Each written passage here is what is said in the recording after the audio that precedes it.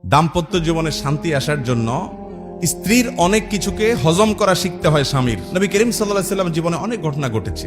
আয়েশা রাদিয়াল্লাহু তাআলা আনহা ঘরে ছিলেন, তিনি তার নিয়ম ছিল যে স্ত্রীর ঘরে থাকতেন, রান্না বাড়া তিনি করতেন।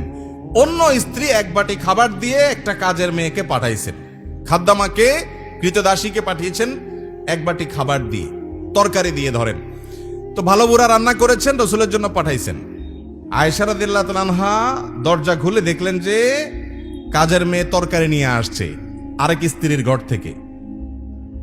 এই টাইমে যে কোনো মানুষই, যে কোনো মহিলারই মাথা গরম হওয়ার কথা, আমার বাসায় আজকে উনি থাকবে, আমি যা খাওয়াবো, তুমি আবার ওখান থেকে এক বাটি দিয়ে ভালো হওয়ার চেষ্টা করতেছো। উনি বাটিটা ধরে ছুঁড়ে ফেলে দিলেন। বাটির সব তরকারি তো গেছে, বাটিও দুই টুকরা হয়ে গেছে, কাঁচের বাটি ছিল। এই দৃশ্য নবী করিম সাল্লাল্লাহু আলাইহি ওয়াসাল্লাম দেখার পর উনি বাইরে হয়ে আসলেন, যা উঠান থেকে নিজের হাতে সে ভাঙা বাটিটা নিয়ে আসলেন।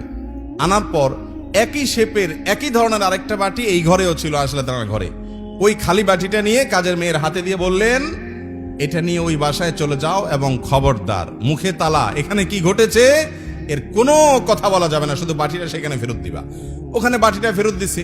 যিনি পাঠিয়েছেন তিনি মনে করেছেন যে তরকারি রেখে কত সুন্দর করে ধুয়ে সাফ করে আবার বাটিটি দিয়েছে, তিনি অনেক খুশি। এই হাদিস বর্ণনা করার পর কোন মুহাদ্দিস, কোন হাদিস বিশারদ, কোন হাদিসের শেষে এটুকু অতিরিক্ত বর্ণনা করতে পারেন নাই যে নবী করিম সাল্লাল্লাহু আলাইহি ওয়াসাল্লাম আয়েশা রাদিয়াল্লাহু আনহাকে ডেকে দুই চারটা ধমক দিয়েছেন।